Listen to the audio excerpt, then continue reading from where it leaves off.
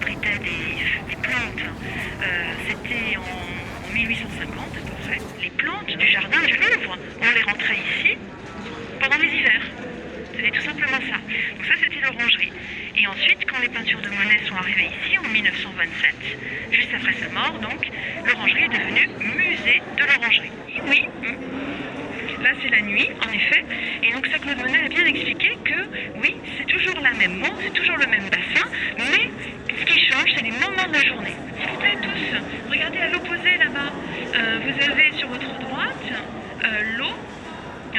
Et maintenant, elle est de couleur un peu jaune. Le soleil se lève à l'est. C'était normal qu'il veuille que cette peinture soit à l'est. Donc il est mort il y a presque 100 ans. Et sa maison, en tout cas, on peut toujours la visiter avec son jardin. Giverny, c'est en Normandie, à 60 km de Paris. Il a même pas dessiné, hein. Il a peint directement au pinceau. Vous voyez, il fait des taches. Il a été filmé dans les années 1900-1910. C'était les débuts du cinéma. Hein. Il a été filmé en train de peindre. Donc il avait toujours ses pinceaux. Et puis de temps en temps, il donnait un coup de chiffon. Donc vous voyez, là-bas, ça fait un peu flou, comme si les feuilles bougeaient. Et regardez, la plus grande peinture là-bas, elle fait 17 mètres. Je crois que c'est ma préférée. Parce que vraiment... 1914, Monet, il a 74 ans, hein, donc c'est un homme du 19e siècle, hein, c'est un vieux monsieur. Son fils, Michel, est à la guerre. Et vous avez entendu parler des tranchées. Il peint et il écrit dans une lettre « Je travaille, c'est ma seule consolation ».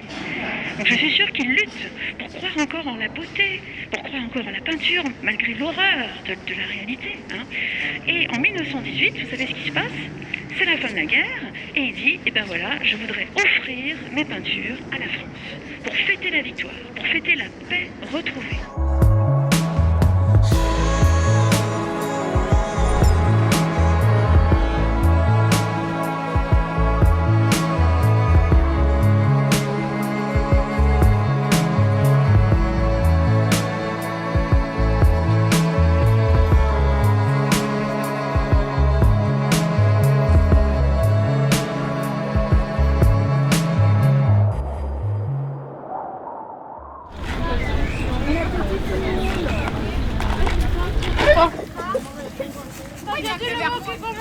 On a vu les peintures de Claude Monet. Il dessinait aussi quand il nageait parce que c'était le début de la natation. On a vu sa technique avec ses coups de pinceau qui n'avait pas été très bien acceptée par la société comme un travail bâclé, contrairement aux autres artistes qui étaient très précis dans leurs mouvements. C'est vraiment sur le moment, par exemple quand il voulait peindre un coucher de soleil, comme Claude Monet, c'était vraiment très rapide parce que c'est pas éternel un coucher de soleil et chaque seconde compte en fait. On a vu que Claude Monet aimait s'inspirer beaucoup d'art japonais et moi comme j'aime bien l'art japonais, c'est ça qui m'a le plus attiré. Alors cet après-midi nous allons au théâtre pour regarder une pièce de Molière, de Bourgeois et gentilhomme.